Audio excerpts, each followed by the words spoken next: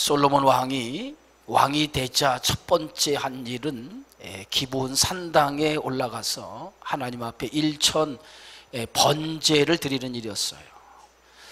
일천 번제를 드린다고 하는 것은 쉬운 일이 아니죠. 1,000마리의 제물을 가지고 가서 1,000마리를 하나님 앞에 태워서 드리는 제사가 번제입니다. 그 제사를 드리기까지는 굉장히 많은 수고와 애씀이 있어야 돼요. 그렇지 않고서는 1,000마리의 번제를 하나님 앞에 드릴 수가 없습니다. 근데 솔로몬은 왕이 되자마자 1,000마리의 희생 제물을 가지고 기브온 산당에 올라가서 그 수고와 애씀, 희생을 통해서 하나님 앞에 번제를 드렸던 이 일이 하나님은 이 일에 굉장히 기뻐하셨다는 거죠. 그래서 그 밤에 솔로몬의 꿈에 하나님이 나타나서 솔로몬에게 내가 너에게 무엇을 해주기 원하느냐라고 솔로몬의 소원을 하나님이 꿈에 물으셨던 것을 보게 되어지죠. 그랬더니 솔로몬이 하나님이 너에게 무엇을 줄고 너는 구하라, 구하는 대로 다 주겠다고 하나님이 말씀하셨는데 솔로몬이 하나님 앞에 구한 것은 오직 한 가지였어요. 지혜를 구했어요. 지혜. 하나님 지혜를 주시기 원합니다. 지혜. 오늘 성경의 지혜를 듣는 마음을 달라 이렇게 말했어요. 듣는 마음. 지혜라고 할 때 그 지혜는 듣는 마음. 왕으로서 백성들의 소리에 귀를 기울여 그들의 마음을 알 수 있는 듣는 귀, 듣는 마음을 달라고 이렇게 하나님 앞에 요구했던 것을 보게 되어지죠. 솔로몬이 하나님 앞에 요구하는 그 듣는 마음, 지혜를 달라고 하는 것은 하나님의 마음을 흡족하게 한 그런 간구였어요. 그래서 하나님께서 부도 구하지 않고 명예도 구하지 아니하고 오직 내가 백성들을 위해 지혜를 구하니 내가 지혜뿐만 아니라 구하지 아니하는 것도 너에게 주리라. 솔로몬에게 큰 지혜를 하나님 앞에 하나님이 허락해 주셨다는 거죠. 그래서 솔로몬은 드디어 이제 왕이 되어서 첫 번째 왕으로서의 행정을 펴나가는 것이 오늘 본문의 말씀이에요. 근데 본문의 말씀의 내용은 한 여인의 그 아들의 얽힌 사건에 대한 재판이었습니다. 근데 오늘 이 본문에서 우리가 보고자 하는 것은 무엇을 이 성경에서 우리에게 가르쳐주고 있냐면 이 사건은 단순하게 솔로몬의 지혜가 얼마나 지혜로우냐라고 하는 것을 드러내고자 해서 이 사건이 기록된 것이 아니라는 거예요. 우리가 얼핏 이 사건을 보면서 솔로몬이 하나님께 지혜를 얻었기 때문에 그 지혜로 지혜로운 판결을 한 사건이다라고 이렇게 우리가 생각할 수 있어요. 그러나 이 사건은 솔로몬의 지혜를 드러내고자 하는 그런 사건이 아니라 이 사건을 통해서 하나님께서 말하고자 하는 것은 하나님께서 이스라엘 백성들을 향한 하나님의 마음을 드러내고자 했다는 거예요. 그것이 오늘 사건에서 보여주고자 하는 거예요. 단순히 솔로몬이 얼마나 지혜를 가졌느냐, 하나님께서 주신 지혜를 가지고 백성들을 어떻게 지혜롭게 판결하느냐라고 하는 것에 초점이 있는 것이 아니라 이스라엘 백성들을 향한 하나님의 마음, 너희를 향한 나의 생각이 어떤 생각을 가지고 있느냐라고 하는 거죠. 예레미야서에 보면 너희를 향한 나의 생각은 미래의 소망이요, 미래의 너희를 향한 기쁨이다라고 말하고 있어요. 그것이 하나님의 생각이라고 성경은 말합니다. 그러니까 이 사건을 통해서 하나님은 이스라엘 백성을 향한 하나님의 마음이 어떤 마음인가라고 하는 것을 드러내고자 이 사건을 통해서 우리에게 하나의 교훈을 주고 있다고 생각해 볼 수 있어요. 우리가 성경을 볼 때 성경은 반드시 두 가지 사건을 우리에게 드러내고 있어요. 첫 번째 사건이 뭐냐? 하나님은 어떤 분인가? 우리가 성경을 볼 때마다 그 성경 속에서 우리에게 성경이 가르쳐주는 내용이 뭐냐면 하나님은 어떤 분인가 라고 하는 것을 성경을 통해서 우리에게 가르쳐주고 있어요. 그래서 성경을 읽으면서 우리 성경 속에서 하나님은 어떤 분인가 라고 하는 것을 우리 깨닫게 되어져요. 그것이 성경을 통해서 우리에게 주시는 하나님의 말씀이에요. 두 번째, 성경을 통해서 우리가 깨닫는 것이 뭡니까? 하나님은 어떻게 우리를 사랑하시고 있는가. 이것이 성경을 통해서 우리가 깨달아야 할 하나님의 말씀이에요. 성경을 통해서 항상 여러분들이 하나님은 어떤 분인가를 발견해야 되고, 나를 어떻게 사랑하셨는가라고 하는 것을 성경을 통해서 우리는 발견해야 돼요. 성경을 읽으면서, 성경의 하나님의 말씀을 들으면서 하나님은 어떤 분이시고 그 하나님이 나를 어떻게 사랑하고 계신가라고 하는 것을 우리는 깨달아야 돼요. 오늘도 이 말씀을 통해서 하나님이 나를 어떻게 사랑하고 있는가, 하나님의 본 의도를 드러내고자 하는 말씀이 오늘 본문의 말씀인 줄 믿습니다. 열왕기서는 포로기 시대에 쓰여진 책이에요. 포로기, 이스라엘 백성들이 멸망을 당해서 바벨론 포로로 잡혀갔을 때에 이 열왕기서가 쓰여졌어요. 누가 쓰여진지 정확히 우리가 기록이 남아있지 않지만은 대부분 에레미야가 썼다라고 말하고 있습니다. 근데 포로기에 이 책이 쓰여졌어요. 그런 포로기에 포로기에 이 열왕기가 쓰여졌다고 하는 것은 어떤 의미를 담고 있느냐, 이게 가장 힘들고 나라가 멸망하고 이제 그들이 포로로 잡혀갔을 때, 아무런 소망이 없는 그 시대에, 절망 가운데 붙들고 있는 그때에 왜 열왕기서 왕들의 이야기를 쓸 수밖에 없었을까라고 하는 것을 우리가 염두에 둬야 돼요. 그런데 절망과 그들이 그 좌절감에 휩싸여 있을 때에 하나님께서 이 열왕기서를 통해서 보여주고자 하신 하나님의 의도는 뭘까요? 너희를 버리지 않았다는 거예요. 그리고 하나님의 마음이 어떤 마음인가라고 하는 것을 잘 표현하고 있는 것이 열왕기서라는 거죠. 비록 너희들이 포로로 잡혀간 것은 이방 땅에 너희들이 포로로 잡혀 좌절과 절망 속에 살아가고 있지만은, 그러나 하나님의 의도는 그게 전부가 아니라는 거예요. 하나님은 너희를 사랑하시고 궁극적으로 너희를 하나님의 자녀로 만들기 위해서 하나의 풀무에 던지는 하나의 과정이었다고 하는 거예요. 그것을 드러내고자 하는 것이 하나님의 마음이었다는 거죠. 그래서 열왕기서를 통해서 오늘 우리에게 보여주는 왕들의 여러 이야기를 통해서 뭐냐, 하나님은 너희를 포기하지 아니하고 너를 버리지 아니하고 너희를 사랑한다고 하는 것을 메시지를 통해서 계속해서 하나님의 마음을 드러내고 있는 것이 오늘 열왕기서를 통해서 우리에게 주시는 교훈이라고 생각해 볼 수 있어요. 그래서 오늘 이 말씀의 사건도 단순하게 솔로몬이 하나님께 기도하여서 지혜를 구하였다, 그래서 그 지혜가 얼마나 출중하냐라고 하는 출중한 지혜를 엿보자고 하는 말씀을 기록한 것이 아니에요. 왕들의 이야기 속에 굳이 왜 이런 지혜로운 판결에 대한 이야기가 이 성경에 들어가 있을까? 그것은 하나님이 이스라엘 백성들을 향해서 어떻게 사랑하고 있는가, 하나님의 본 마음, 백성들을 향하는 본 마음이 어디에 있는가를 이 사건을 통해서 하나님의 마음을 드러내고 있다는 거예요. 그래서 이 사건을 통해서 우리는 하나님의 마음, 하나님이 어떻게 나를 사랑하고 있는가라고 하는 것을 깨달을 때 이 말씀이 주는 참된 의미를 깨닫게 되어지고, 그 깨달음을 통해서 은혜를 얻게 되어지는 줄 믿으시기 바랍니다. 그래서 오늘 이 사건을 가만히 들여다보면 솔로몬이 왕이 됩니다. 예? 그런데 이제 왕이 되자마자 창기 두 여자가 왕에게 와서 왕 앞에 이제 재판을 청하게 되어져요.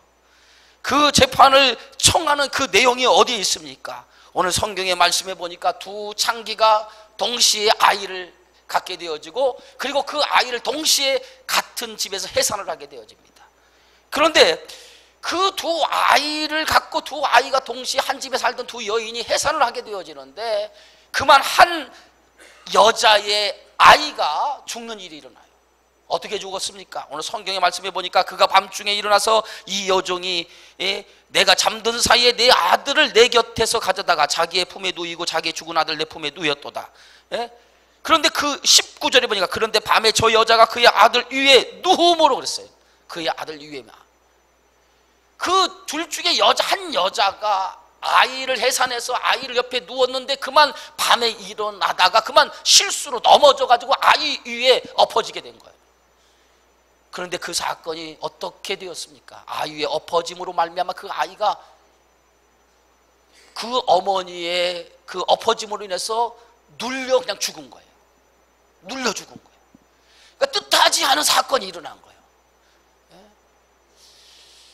그런데 그 여인이 자기 아이가 죽은 것을 보고 순간 이 여인이 어떤 행동을 취합니까? 오늘 말씀해 보니까 밤중에 일어나서 그 다른 여인이 낳은 그 아들과 죽은 아들과 바꿔치기라는 거예요.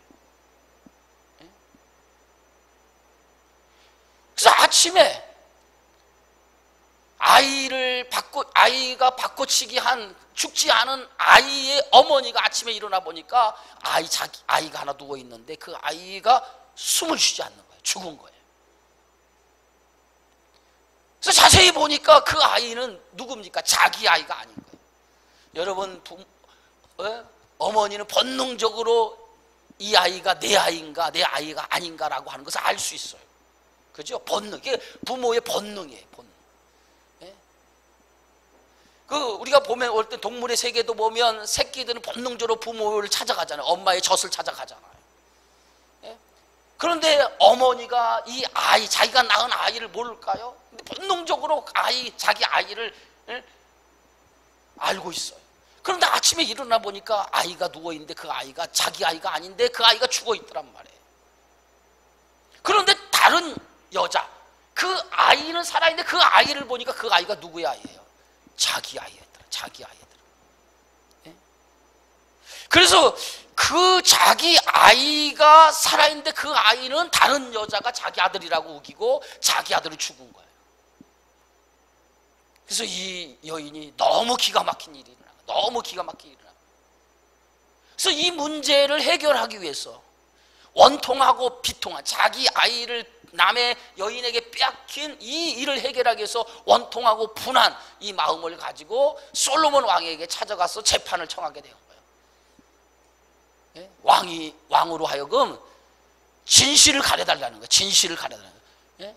누가 이 아이의 부모인지 엄마인지 진실을 가려달라는 거예요. 이것이 솔로몬 왕에게 부모가 이 문제를 갖고 재판을 청하는 문제였어요. 오늘 이 아이의 문제를 정확하게 재판을 해달라고 하는 이 여인의 간청에 의해서 이제 드디어 솔로몬이 왕이 되어서 재판을 하게 되어져요. 자, 오늘 성경의 말씀에 보니까 이렇게 말하죠. 22절에 보니까 다른 여자는 이르되 아니라 산 것은 내 아들이요 죽은 것은 내 아들이라 하고 이 여자는 이르되 아니라 죽은 것이 내 아들이요 산 것이 내 아들이라 하며 왕 앞에서 그와 같이 쟁론하는, 서로 왕 앞에 재판석에 쓰는데 서로가 이 아들이 내 아들입니다, 이 아들이 내 아들입니다. 서로 죽은 자식이 내 아들이 아니라고 서로가 얘기하는 거예요. 이 산 아들이 내 아들이라, 산 아들이 되는 서로. 이 문제를 가지고 솔로몬 왕에게 재판을 해달라고. 여러분 생각에는 그게 복잡한 재판도 아니네, 금방 판결 좀 나겠네, 이렇게 생각할 수 있겠지만은 당시에는요, 예? 이 아이가 누구의 아이인지를 구별할 수 있는 것이 없어요. 요즘에는 혈액을 통해서 검사를 하기도 하고 DNA를 통해서 검사를 합니다. 그죠? 과학으로 얼마든지 이 아들이 누구의 아들인지를 얼마든지 검사를 할 수 있어요. 유전자 검사를 통해서 할 수 있어요. 그러나 이 당시는 과학이 그렇게 발달한 시대가 아니에요. 예? 그러니까 어떤 방법으로도 이 아이가 누구의 아들인지 진실을 드러낸다고 하는 것이 쉬운 게 아니겠어요. 쉬운 문제가 아니에요. 근데 솔로몬은 그 문제를 안고 이 여인이 찾아온 거예요. 서로가 자기 아이라고 우기는 거예요. 그럼 솔로몬으로서는 뭐예요? 이것을 판결해야 되잖아요. 그런데 솔로몬은 이 판결을 어떻게 내립니까? 예? 솔로몬은 어떻게 이것을 판결하죠? 오늘 성경에 보니까 기막힌 방법으로 이 문제를 판결하게 되어지는데 그 방법이 뭐냐면 오늘 성경에 보니까 이렇게 말하요. 24절. 예? 또 이르되 칼을 내게로 가져오라 하니 칼을 왕 앞으로 가져온지라. 왕이 이르되 산 아이를 둘로 나누어 반은 이 여자에게 주고 반은 저 여자에게 주라.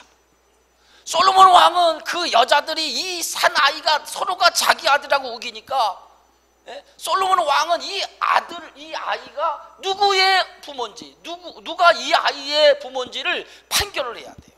근데 솔로몬으로서는 다른 방법이 없어서 그래서 칼을 가져와라. 칼을 가져와라. 그리고 이 칼을 가지고 이 아이를 반을 자르라는 거예요. 반을 자르라는 거예요. 여러분, 물건은 반을 잘라가지고 나눌 수가 있어요. 그죠? 생명체가 없는 것은 반을 잘라서 나눌 수가 있어요. 그러나 생명은 반을 자르면 어떻게 됩니까? 더 이상 생명으로서 아무런 가치가 없는 거예요.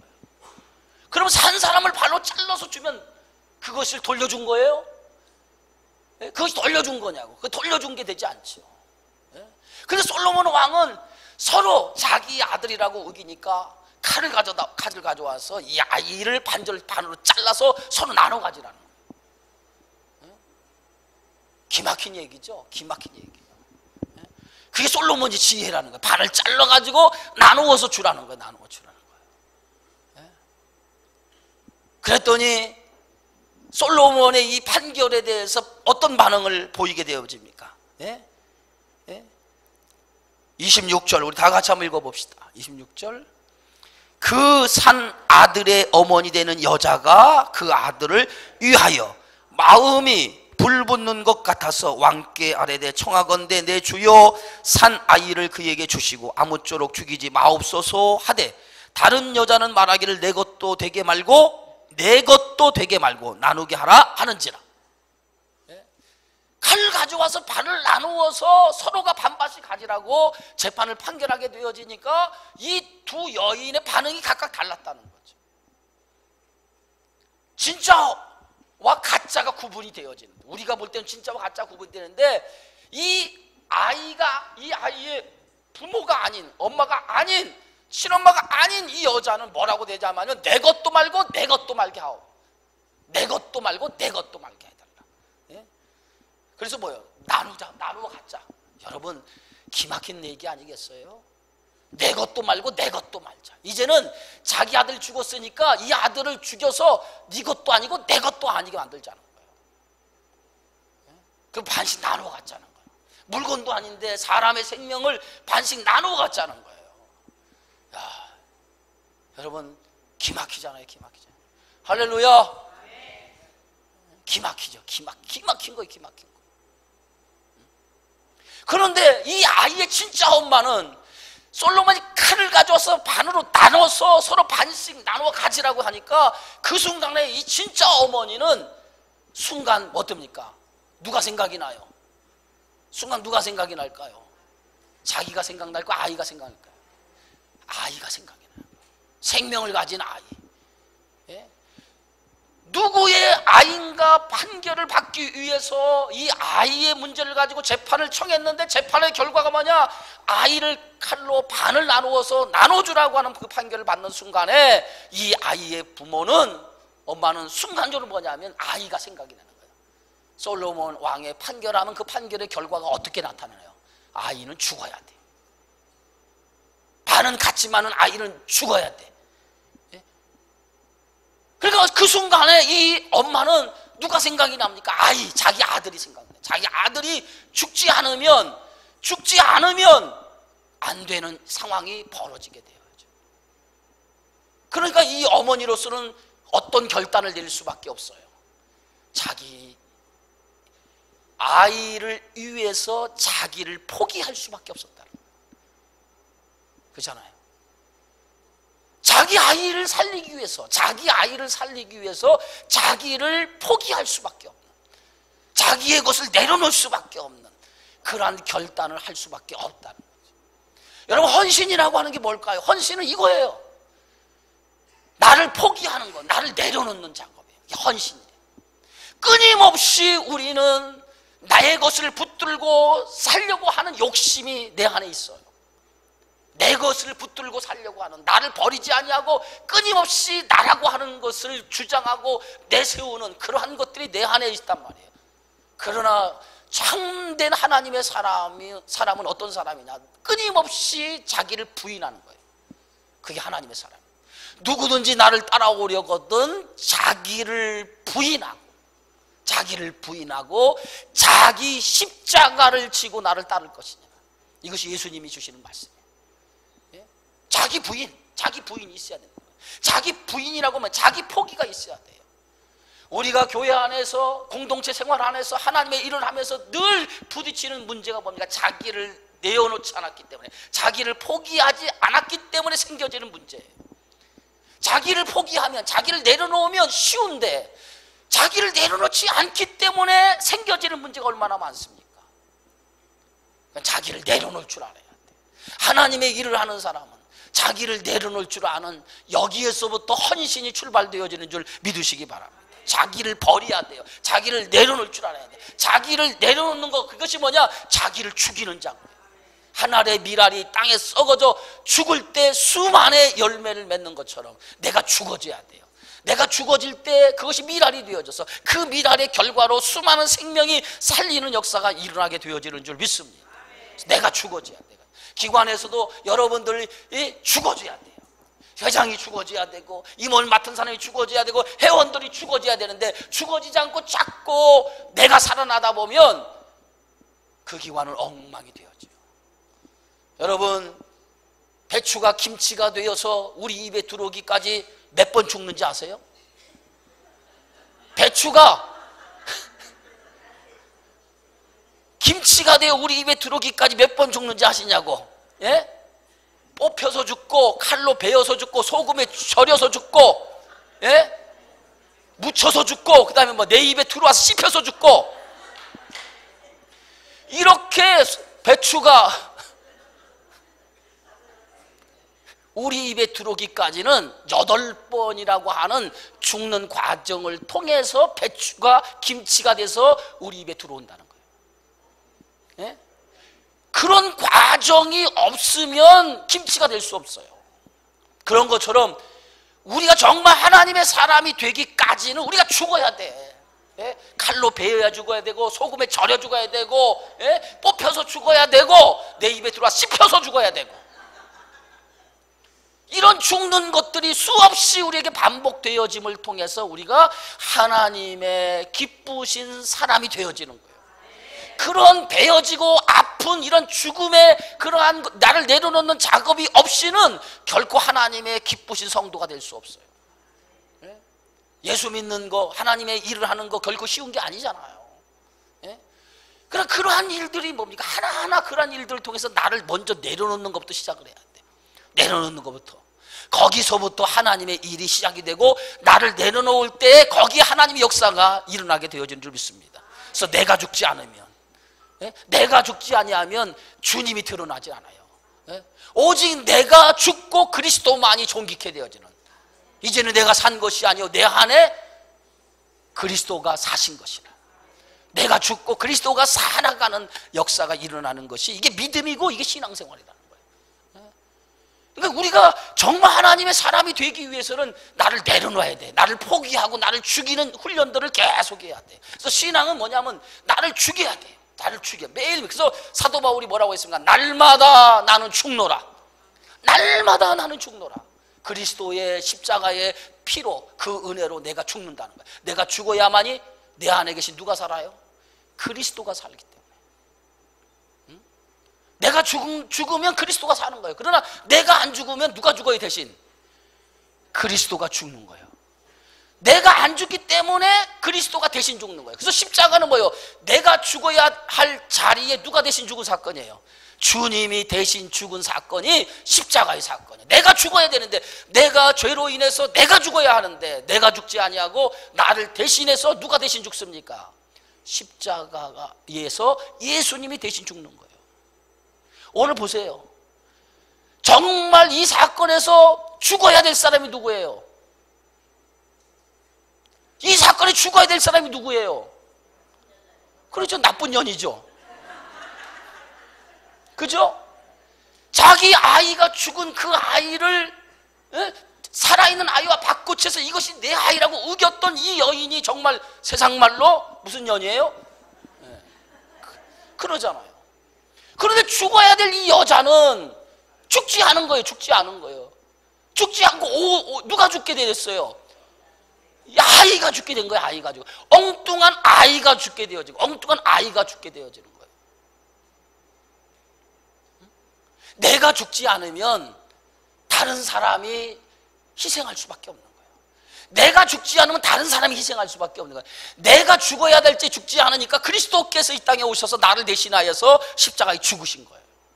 내가 죽어야 할 자리에 내가 죽어야 돼. 그게 믿음이에요. 믿음의 삶은 내가 죽어야 할 그 자리에 내가 죽어지는 거예요. 내가 죽어지는 게 그게 믿음의 삶이에요.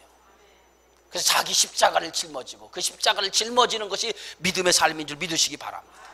이 아이를 반으로 나누어서 이제 서로 나눠 가지라고 할 때 그 부모는 그 순간에 아이를 생각하게 돼요. 그리고 나서 결정을 하죠. 그 솔로몬과 함께 얘기합니다. 아이를 살려달라. 내가 포기하겠다. 자기가 대신 죽겠다는 거야. 내가 포기라는 거야. 부모가, 엄마가 자기 아들을 포기한다라고 하는 것은 이건 단순한 포기가 아니에요. 자기 죽음을 얘기하는 거예요. 어떻게 부모가 그 아이를 포기할 수 있냐 이거. 여러분 자식을 포기할 수 있습니까? 여러분 자식을 포기할 수 있냐고. 자식을 포기한다고 하는 것은 엄마로서는 죽음을 선고하는 거예요. 그죠? 부모는 뭡니까? 자식이라면 자기의 모든 것을 다 들여서 자식을 위해서 희생하는 게 부모 아니에요. 그런데 그 아이의 죽음을 위해서 자기가 자기를 죽이는, 대신 자기를 죽이는 거예요. 자기를 대신 죽이는 거예요. 얼마나 아픔이고 얼마나 고통이고 얼마나 힘든 결정이에요. 그러나 아이만 살릴 수 있다면, 이 아이만 살릴 수 있다면 내가 대신 죽겠다는 거예요. 아이만 살릴 수 있으면 내가 대신 죽겠다는 거예요. 이것이 뭐예요? 하나님의 은혜요 축복인 줄 믿으시기 바랍니다. 결국은 이 사건은 지금 무엇을 드러내고자 하는 사입니까? 열왕기 전체에 포로로 잡혀온 이스라엘 백성들에게 하나님께서 너희들이 포로로 잡혀가서 혹독한 시련과 역경을 당하고 있는 그 상황은 너희들이 버려서 지금 너희들이 고통을 당한 사건이라고 생각하지 말고 하나님이 너희들을 얼마나 사랑하는지 너희들을 하나님의 자녀로 만들기 위한 혹독한 하나의 시련의 과정인데, 그 시련의 과정에 너희들 던졌던 하나님의 마음은 이 어머니의 마음처럼 찢어지는 아픔이 있다는 거예요. 이해가 되시겠어요? 그 하나님의 마음은 너희를, 이 아이를 죽인 현장에서 자기를 포기할 수밖에, 그 아픔이 하나님의 마음이라는 거예요. 그 마음으로 너희를 혹독한 그 풀무에, 바벨론 땅에 던져 놓을 수밖에 없었던 그것을 이 어머니의 마음의 비유에서 오늘 설명하고 있는 거예요. 그처럼 하나님이 너희를 어떻게 해요? 사랑하고 있단다. 하나님이 너희들을 그렇게 사랑하시고 있다고 하는 것을, 하나님의 사랑을 이렇게 오늘 성경은 표현하고 있는 거예요. 이 하나님의 사랑이 어떤 사랑으로 이어져 나갑니까? 이 사랑이 누구예요? 자기를 부인하고 자기를 죽는 과정을 통해서. 이것이 뭐예요? 하나님은 자기를 죽이면서까지 누굴 살리는 거예요. 자기를 죽이면서 누굴 살리고자 하는 것이 하나님의 뜻이, 그 아이를 살리고자 하시는 거예요. 그 아이가 누굽니까? 그게 바로 저와 여러분들이에요. 저와 여러분들. 자신이 죽으면서 나와 여러분들을 살리기 위해서 자신이 죽는 거예요. 그것이 어디에서 이루어졌습니까? 그것이 십자가 사건에서 이루어진 사건인 줄 믿으시기 바랍니다. 하나님이 당신을 친히 이 땅에 인간의 몸을 입고 오셔서 당신을 죽이심으로 말미암아 저와 여러분을 살리기 위해서 자기를 포기하고 자기 희생을 통해서 살리신 사건, 그게 갈보리 언덕에서 이루어진 십자가의 사건인 줄 믿습니다. 그것을 통해서 뭐요? 하나님이 너희를 이렇게 사랑한다라고 하는 것을 보여주고 있다는 거예요. 그래서 오늘 이 사건은 단순한 재판의 사건이 아니에요. 얼마나 솔로몬이 지혜를 가지고 슬기로운 재판을 했느냐, 얼마나 지혜로운 재판을 했느냐, 그 재판을 보여주기 위해서 이 사건을 기록한 것이 아니라 하나님의 마음이 어떤 마음이냐, 아이를 포기할 수밖에 없는, 자기를 죽여가면서 자기를 포기하면서 이 아이를 살릴 수밖에 없는 부모의 마음, 그 마음이 곧 하나님의 마음이고, 그 마음이 바로 우리를 향한 하나님의 마음이라고 하는 것을 말하고 있는 거예요. 여러분, 하나님이 여러분을 어떻게 사랑하시죠? 오늘 제가 오전에도 얘기한 것처럼 전 먹이는 여인이 그 아이를 혹시 잊을지라도 우리 하나님 우리를 잊지 아니한다고 했어요. 그만큼 하나님은 우리를 사랑하신다는 거예요.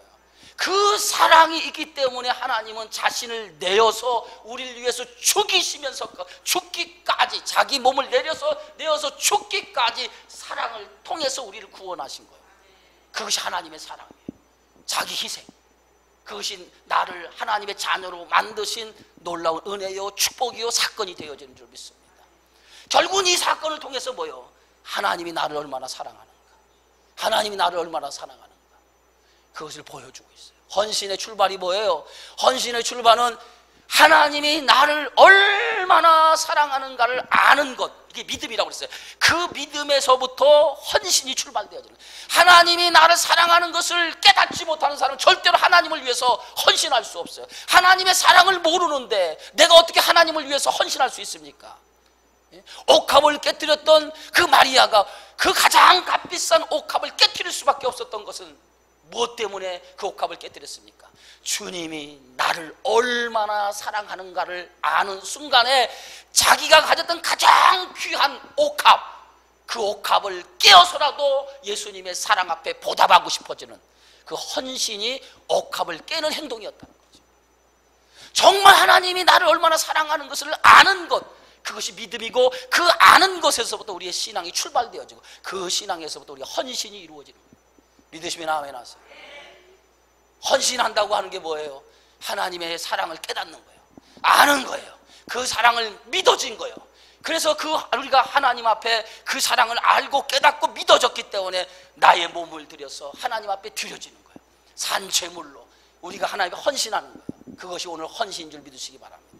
하나님의 사랑을 깨닫지 못하면 우리는 하나님 앞에 우리 자신을 드릴 수 없어요.